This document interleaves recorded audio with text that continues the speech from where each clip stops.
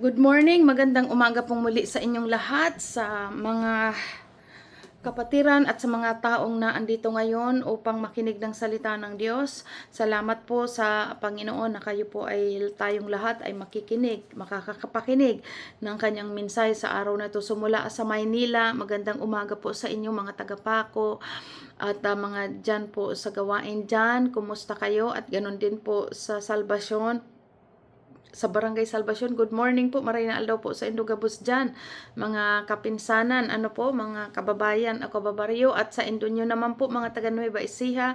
Good morning sa inyong lahat, at maganon din po sa Labo, Camarines Norte. Good morning po. So ngayon, dito po tayo ngayon sa pangalawang Thessalonica, chapter 1, 2 Thessalonica, and pangalawang Thessalonica sa chapter 2. At ito po ay napakahalaga dahil ito pong ay patungkol sa suwail na dapat nating maintindihan ano ang magiging kaganapan pagdating or bago dumating ang Panginoon. Tinuturuan tayo ng salita ng Diyos na dapat maging matalino tayo sa kanyang mga salita.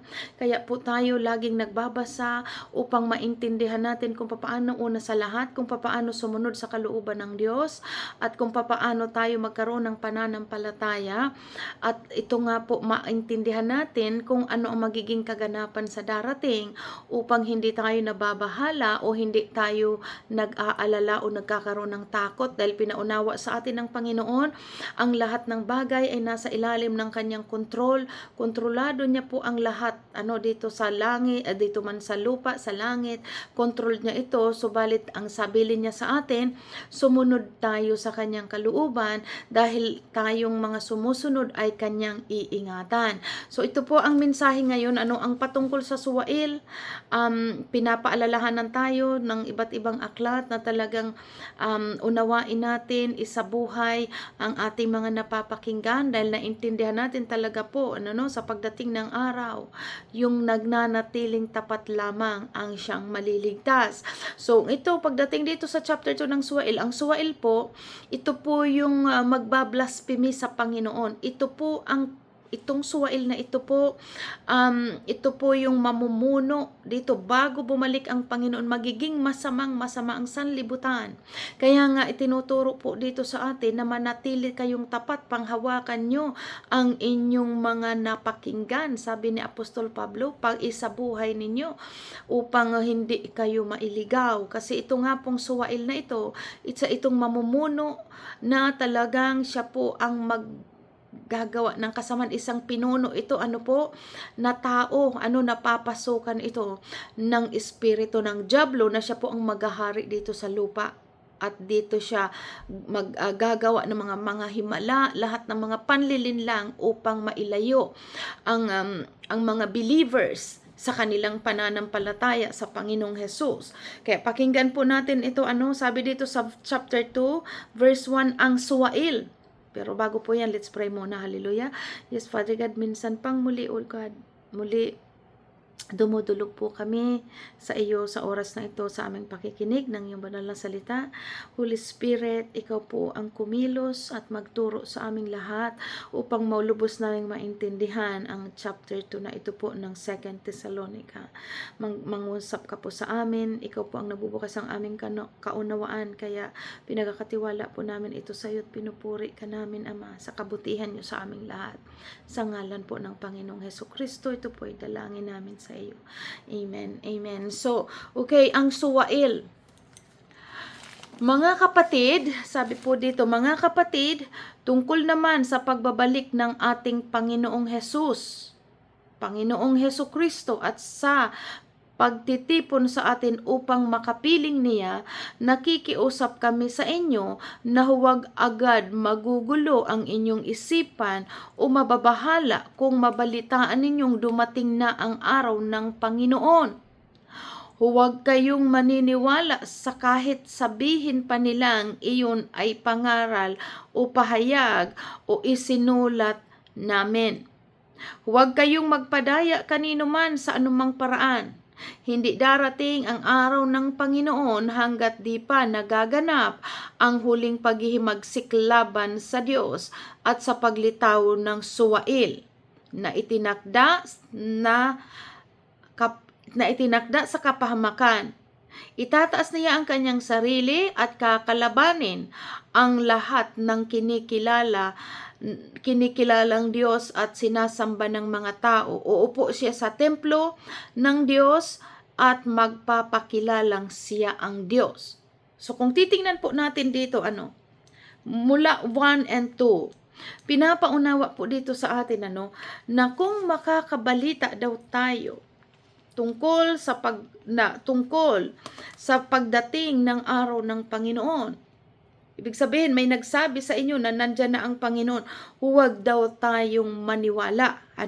Kasi pinaunawa sa atin, ang pagbabalik ng Panginoon, ito ay makikita ng lahat. Hindi ito magsasabing, oy, nabalitaan natin, dumating daw na ang Panginoong Hesus doon, o ganyan, o dito. Hindi po. Dahil malinaw ayon sa salita ng Diyos, ang pagbabalik ng Panginoon ay makikita ito ng lahat ng tao. Parang kidlat sa pagtunog ng trompeta, makikita ito ng lahat ng mga nilalang. Ang kanyang pagbabalik. Kaya walang magsasabi o magbabalita dahil makikita ito ng lahat. Sabi dyan, kaya huwag agad magugulo ang inyong isipan o mababahala kung mabalitaan ninyong dumating na ang Panginoon. Huwag kayong maniniwala sa balita. Kasi nga hindi na kailangang ibalita ito ninuman. Hindi na kailangan ito sabihin ng isang tao doon sa isang tao na dumating ang Panginoon, dahil ang pagbabalik ng Panginoon ay makikita ito ng lahat ng tao sa balat ng lupa. Makikita siya, kaya huwag kayong maniniwala na may nagsabing dumating na dito o dumating doon, dahil hindi ganun ang pagdating ng Panginoon. Wala nang magbabalita dahil lahat makikita ito. Sabi diyan, kahit pa daw, huwag kayong maniniwala kahit sabihin pa ng mga ito na iyon ay ipinangaral o ipinahayag o isinulat ng mga apostol. Wala pong ganon. Kaya nga ito tinuturuan tayo na maging matalino sa salita ng Diyos upang hindi tayo mailigaw ng mga balibalita. Dahil ang totoong katotohanan nandito lang sa Word of God. Kaya at ito ang ikintinuturo sa atin dito na maging matalino tayo dahil dadating ang araw. Kung hindi alam ng tao ang Biblia, kung hindi alam ng tao ang salita ng Diyos, madali siyang malinlang. Pero kung alam mo ito at kailangan ginagawa natin chapter by chapter, Genesis to Revelation, walang tigil araw-araw, talagang hanggang ma-store ito, sabi ng Panginoon, isusulat ko ito sa inyong mga puso at iuukit ito sa ating isipan. So, itong bagay na ito, kaya dumating ang panahon na kahit hindi natin hawak ang Biblia, dahil sa paulit-ulit nating pagbabasa, nai-store po ito sa ating isipan na katulad ng sinabi ng banal na Espiritu ng Diyos. Diba? Isusulat niya ito sa ating puso at iukit ito sa ating isipan. Kaya ito ang sabi dito, huwag kayong maniniwala. Kahit pa ito'y sinabi na ito'y galing sa aral ng mga apostol. Sabi diyan, huwag kayong padaya kanino man sa anumang paraan. Hindi darating ang araw ng Panginoon hanggat hindi pa nagaganap ang huling paghihimagsik laban sa Diyos at ang paglitaw ng suwail. So napakalinaw po ito. Sabi doon, bago dumating ang Panginoon, Diba magkakaroon, ipapakita dito talagang magiging masama ang sanlibutan. Nakita natin, magkakaroon ng matinding taguto, magkalalaban-laban ng iba't ibang mga bansa, At saka magkakaroon ng, ang sinabi dito, makakarinig kayo ng mga lindol sa iba't ibang dako, pero hindi pa yun ang wakas. Subalit kapag naipangalat na sa apat na sulok ng sanlibutan ang magandang balita, ang salita ng Diyos, saka darating ang wakas. Yun yung nasa tinutukoy sa Matthew 24. Pero naman pagdating dito po itinuturo sa atin kahit makabalita kayo na may nagsabi ng ganyan na andon ang Panginoon, huwag daw tayong maniniwala. Dahil lalo pa dito sinasabi, hindi darating ang Panginoon hanggat, sabi diyan, hindi darating ang araw ng Panginoon hanggat di pa nagaganap ang huling paghihimagsik laban sa Diyos at ang paglitaw ng suwail. So, ibig sabihin, huling paghihimagsik, magiging masamang-masama ang tao sa balat ng lupa. Yan po ang sinasabi doon, magra-rise up ang kasamaan dahil dito at magahari ito pong ang suwail na ito po, isa itong pinuno na papasukan ni Satanas na talagang siya po ay magiging masama. So una, pero lilinlangin niya ang tao. Ayon sa paunawa sa atin, Satan is a deceiver, kaya gagawin nito ang lahat na panlilinlang para ang tao ay malinlang. Kaya tinuturuan nga tayo, ulitin kong muli, magbasa. Ang bilin sa atin, basahin natin ang salita ng Diyos araw at gabi upang tayo ay matupad natin ang mga nakasaad dito, upang tayo ay magtagumpay at managana. So ibig sabihin, habang binabasa natin, paulit-ulit ang Biblia na nga po, nagkakaroon tayo ng karunungan at naiintindihan natin ang mga nakapaloob dito at hindi tayo maililigaw kahit pa nagsasabing sila ay mga alagad. Dahil napakalinaw dito, may mga palatandaan kung paano natin makikilala ang tunay na galing sa Diyos at hindi. At pagdating nga po dito, sabi dito, hindi dadating ang Panginoon hanggat hindi pa dumarating ang suwail. So ibig sabihin, mas mauuna ang magiging masama ang sanlibutan bago ang pagbabalik ng Panginoon. Hindi darating ang araw ng Panginoon hanggat di pa nagaganap ang huling paghihimagsik laban sa Diyos. Yan yung tinutukoy na aabot sa sukdulan ng langit ang kasamaan ng gagawin ng sanlibutan. At sabi dyan, hindi darating ang araw ng Panginoon hanggat hindi pa nagaganap ang huling paghihimagsik laban sa Diyos at ang paglitaw ng suwail na itinakda sa kapahamakan. Itataas niya ang kanyang sarili at kakalabanin ang lahat ng kinikilalang Diyos ay sinasamba ng tao. Kung titingnan po natin do, kasi nga siya ay deceiver.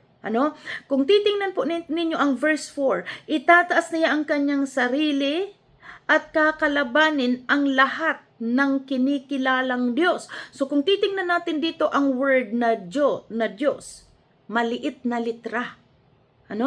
Maliit na litra ito po. Ibig sabihin, yung ito yung mga tinatawag na mga hindi tunay na Diyos, mga Diyos-Diyusan, So itong suwail na ito, lilitaw siya, isa siyang pinuno na magpapakita siya ng parang panlilinlang sa tao kasi kakalabanin niya dito ang mga hindi kinikilalang Diyos. Ibig sabihin, lahat ng bansa, mga non-Christian countries, kakalabanin niya ito.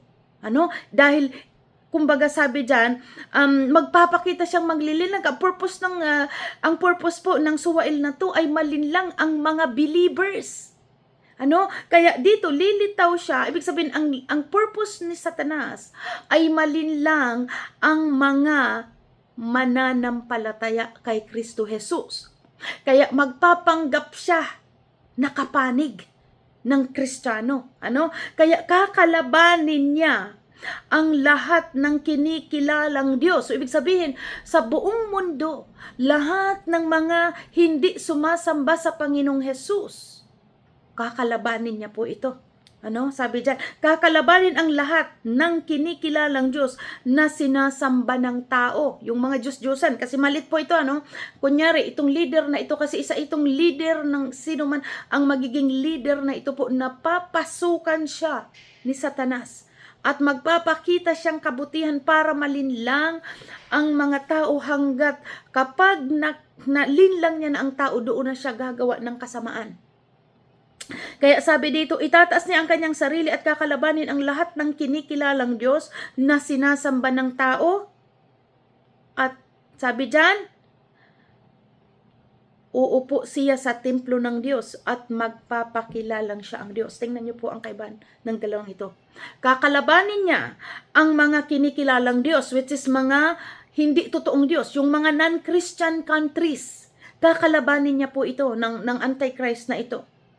At sabi diyan, uupo siya sa templo ng Diyos. Ibig sabihin, bibigyan siyang pahintulot na kunya, titingnan po natin dito, para yung Diyos na yon, uupo siya sa templo ng Diyos at magpapakilalang siya ang Diyos.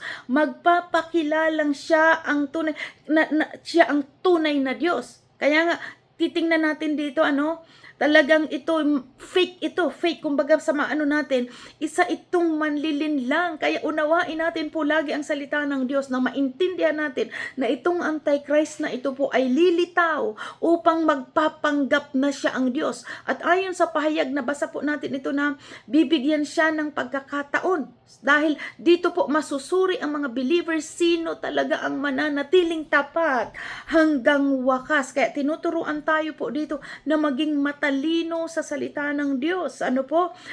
So tingnan natin ito uli. Balikan natin verse 4. Itataas niya ang kanyang sarili at kakalabanin ang lahat ng kinikilalang Diyos. Ibig sabihin, maliit na litra. Ibig sabihin, mga non-Christian countries o non-Christian, mga hindi sumasamba, kakalabanin ito ng Antichrist. Pagpapakita siya, nakakampi siya ng mga Kristiyano. 'Di ba? At sabi dito, uupo siya sa templo ng Diyos. Magpapakita siya na siya ang Diyos. Ito nga, magpapakilalang siya ang Diyos. Hindi ba ninyo, verse 5, hindi ba ninyo natatandaan, sinabi ko na ito sa inyo nang ako'y kasama pa ninyo. Hindi pa nga lamang nangyayari ito dahil may pumipigil pa at alam ninyo kung ano iyon. Pumipigil. Dahil alam po natin, ang tinutukoy ditong pumipigil ay ang banal na Espiritu ng Diyos. Dahil sa mga huling araw, malinaw, ihububos ng Diyos ang kanyang banal na Espiritu. Dahil ito ang banal na Espiritu ng Diyos. Ito po ang nagkukonvict sa tao. Na wag magkasala, itong nagko-convict sa mga believers na mga magpakatatag. So habang na-spread ang word of God, naandyan ang banal na espiritong nagtuturo. Kaya itong si Satanas, hindi pa talaga siya makakagalaw ng lubusan dahil may mga believers. May mga believers pang patuloy nagkakalat ng banal na salita ng Diyos.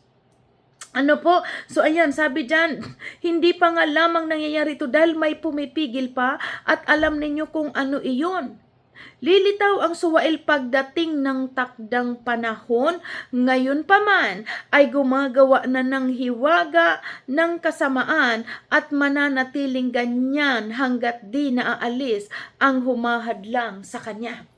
So kung titingnan natin, gumagalaw na kumikilos na itong Antichrist na ito, hindi nga lamang siya lubusan pang makagalaw dahil may pumipigil pa. Ito po ang nagpapatunay dito, may pumipigil pa, sabi dyan. At alam natin po na talagang may nabasa tayo dito sa salita ng Diyos na talagang hanggat hindi pa naaabot yung bilang ng mga pinili na magkaroon ng kaligtasan, hindi pa ito isa itong bagay na pumipigil pa sa katulad ng sabi dito, na sabi diyan, ngayon pa man ay gumagawa na ng hiwaga ng kasamaan at mananatiling ganyan hanggat di naaalis ang humahadlang sa kanya. Kung maalis na ang humahadlang, malalantad na ang suwail, ngunit pagdating ng Panginoong Hesus, papatayin niya ang suwail. Bubugahan niya ito ng hininga mula sa kanyang bibig at pupuksain sa pamamagitan ng kanyang nakakasilaw na liwanag. Ayan. Ito po ang pagpapaunawa sa ating lahat na maging matalino tayo sa salita ng Diyos.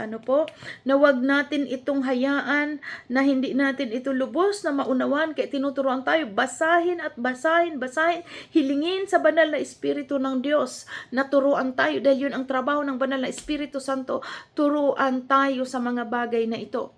So ngayon may pumipigil. Sabi dyan, kahit ngayon, kumbaga, sabi dyan, ngunit, sabi dito kung maalis na ang humahadlang, malalantad ang suwail. At yun po ang humahadlang, mga marami pang mga talagang patuloy ang pangangaral at ang Espiritu ng Diyos talaga po. Dahil habang ang Espiritu ng Diyos ay nasa tao po, walang magagawa ang kaaway. Tandaan po natin yung binasa natin doon sa Ephesians 6. Habang ang isang believer ay nasa ilalim ng Espiritu ng Diyos, kinukonvict pa siya na huwag magkasala, kinukonvict siya na magsisi sa kanyang kasalanan. Pero kapag ito po ay, sabi dito, kapag ito ay dumating na ang tamang bilang, na makumpleto ang mga anak ng Diyos. Ano po, saka doon malinaw na talagang doon darating kapag naalis na ang humahadlang, malalantad na ang suwail, ngunit pagdating ng Panginoong Hesus, papatayin niya ang suwail. Bubugahan ito ng hininga mula sa kanyang bibig at pupuksain sa pamamagitan ng kanyang nakakasilaw na liwanag. Most po ng mga dito, mga tinutukoy dito na andyan po iyan sa pahayag. Kaya napakaganda po na talagang patuloy tayong sumusuyod non-stop na pagsusuyod ng salita ng Diyos at hinihiling natin ang karunungan na nagmumula sa Diyos na maituro sa atin ito ng banal na Espiritu at pangako niya po ito sa atin na tayo ay tuturuan. Ito verse 9. Paglitaw ng suwail, taglay niya ang kapangyarihan ni Satanas. Kaya nga papasukan ito po ng espiritu kung sino man itong namumuno na ito po magiging mamumuno tao po ito na papasukan ni Satanas ng kanyang kasamaan. Sabi diyan, gagawa siya ng lahat ng uri ng panlilinlang na mga himala at kababalaghan. Kita niyo po? Kaya wag tayong lagi yun yung mga maraming mga naniniwala sa mga himahila na yan na may mga kung ano-anong mga pinapakita. Tandaan po natin, Satan is imitator. Nakakagawa siya ng himala. Ginagaya niya kung paano gumawa ng himala. Ang tanda natin noon kung naalala ninyo tungkol doon kay Moses, na kapag si Moses ay inutusan ni Yahweh na gawing dugo yung ilog, nagagawa din po yun ng mga salamangkero. Ibig sabihin, talagang merong kapangyarihan din ang kaaway, pero hindi yun naglalast. Nang gagaya-gaya lamang siya para malinlang, makapaglinlang siya ng tao. Kaya nga, kahit anong makarinig ninyo mga himala, kung hindi ganon ang paturo ng salita ng Diyos, huwag ninyong paniwalaan dahil iyon ay nagmumula lamang sa kaaway. Malinaw, kaya ito po ulit-ulit tinuturuan tayo, maging matalino kayo sa salita ng Diyos. Magbasa upang maintindihan natin kung ano ang mga tinutukoy sa mga huling araw. Ayan, paglitaw ng suwail, taglay niya ang kapangyarihan ni Satanas. Gagawa siya ng lahat ng uri ng mapanlinlang na mga himala at kababalaghan. Gagamit siya ng lahat ng uri ng pandaraya sa mga mapapahamak dahil ayaw nilang mahalin ang katotohanan na makapagliligtas sana sa kanila. Ano yung sabi kahapon sa chapter 1? Sino ang maparurusahan? Sabi doon, chapter 1, verse 8, sabi dyan, simulan po natin dito, sa verse 7. Sa verse 8 pala, sorry po. Sabi niya doon, parurusahan, sa verse 8, parurusahan ang lahat ng hindi kumikilala sa Diyos at hindi sumusunod sa magandang balita ng Panginoon. Ano ang magandang balita? Itong salita niya po, ang magandang balita. Parurusahan, sabi diyan, kaya tinuturuan tayo, sumunod tayo. Marami mga pilosopo po na, hindi na kailangan magbasa ako ng Biblia. Nagsisimba naman ako, nagpe-pray naman ako. Hindi po natin mauunawaan ng lubos kung ano ang pasunod-sunod na kalooban ng Diyos kung hindi tayo nagbabasa. Hindi lubos natin maintindihan ang lahat. Kung hindi tayo nagbabasa, hindi natin maunawan kung ano mga strategy ng diablo pagdating ng araw. Kung hindi natin ito binabasa. Kaya tinuturuan tayo na basahin ito, basahin. Laging paulit-ulit ito'y basahin. Sabi, meditate it day and night. Yan pa ang sabi doon.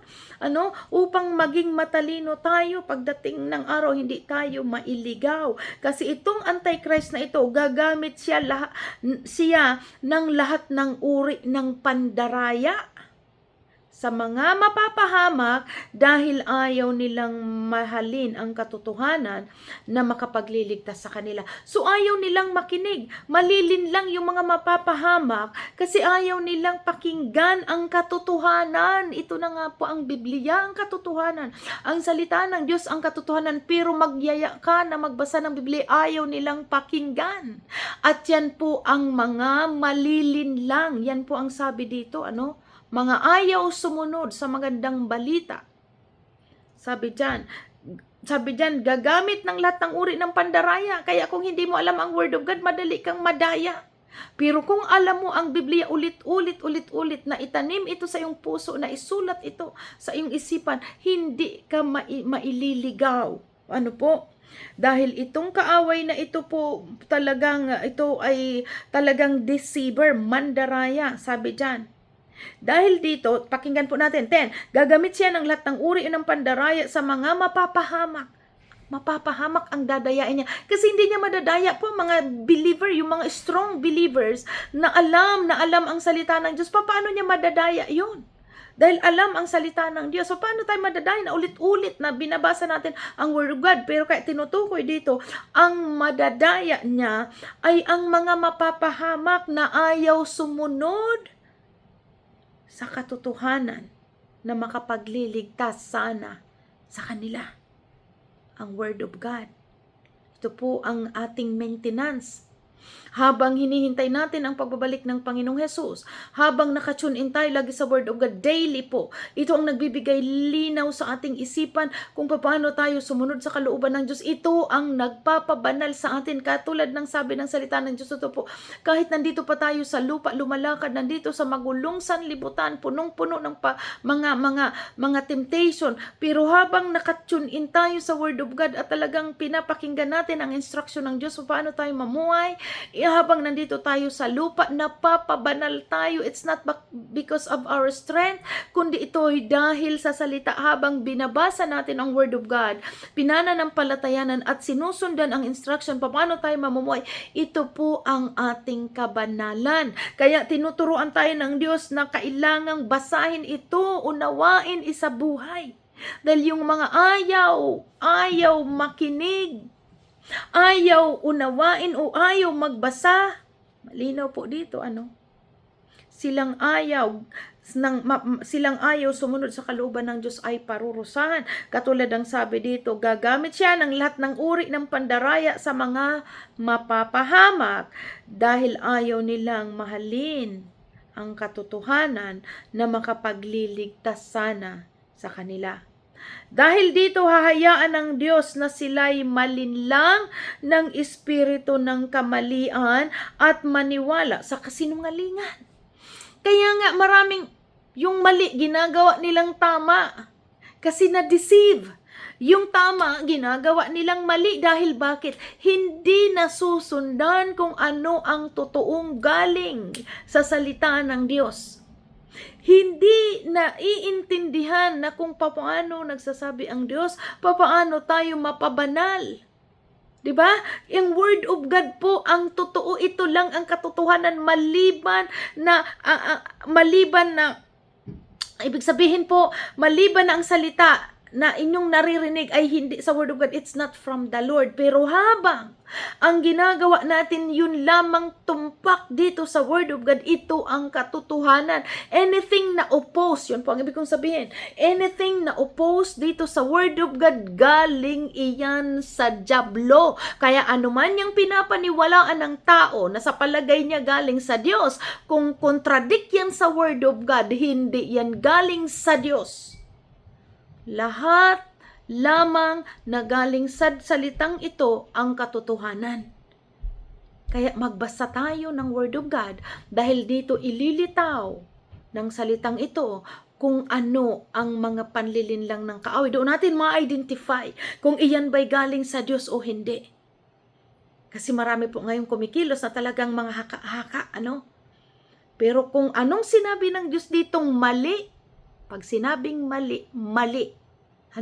Huwag nating idiin na tama. Dahil iyan ang mga taong malilinlang ng kaaway. Ang salita ng Diyos po ang walang iba, ito ang katotohanan. Kaya kung ano ang sinabi dito, yun lang ang paniwalaan. Ngayon, kung hindi nga nagbabasa, yan po nalilinlang, nadadala ng mga mali-maling mga aral at mga paniniwala. Ang Word of God lamang ang nag-iisang katotohanan at ito ang dapat nating maunawaan. So malinaw dito, na sabi dyan, dahil dito Ibig sabihin, dahil sa katigasan ng mga ulo ng tao na ayaw pakinggan ang salita ng Diyos o ayaw basahin ito, doon sila mapapahamak dahil malilin lang sila ng suwail na ito po na nagkukunyari na siya ay Diyos. Ano? Sabi dyan, dahil dito hahayaan ng Diyos na sila'y malinlang ng espiritu ng kamalian at kasinungalingan. Yan, sinungaling. Satan is the fathers of all lies. At dito nga, kung ano man ang mga pinaniniwalaan ng tao na sinasabi ng Diyos na hindi yon, yun po ay kasinungalingan. Huwag nating paniwalaan dahil ito kung ano na nakasulat dito, yun lang ang sinabi at yun ang katotohanan. Sa gayon, maparurusahan ang lahat ng natuwa sa paggawa ng kasamaan sa halip na maniwala sa katotohanan. Yung ini-enjoy, yung mga gawa ng mundo po na sinasabi dito na dapat sana katotohanan. Yan, gayon maparurusahan ang lahat ng natuwa sa paggawa ng kasamaan sa halip na maniwala sa katotohanan. Ini-enjoy nila yung kasalanan, At kaya nga karamihan, ito po tandaan natin ito, bakit maraming taong ayaw magbasa ng Bible? Kasi natutumbok nito ang inyong mga kamalian. Natutumbok nito ang kamalian ng tao. At yung taong ini-enjoy ang kasayahan sa mundo o kasayahan ng kanyang hilig ng laman, ayaw magbasa. Ayaw nila, ina-avoid nila at inilalagay nila sa isipan nila na sila'y mahal ng Diyos. Na kahit patuloy ng paggawa ng kasalanan. Kaya kapag niyaya mo, mag-Bible study tayo, ayaw nila. Kasi nandito, tinutumbok talaga ng Diyos na parurusahan ng Diyos ang patuloy gumagawa ng kasamaan.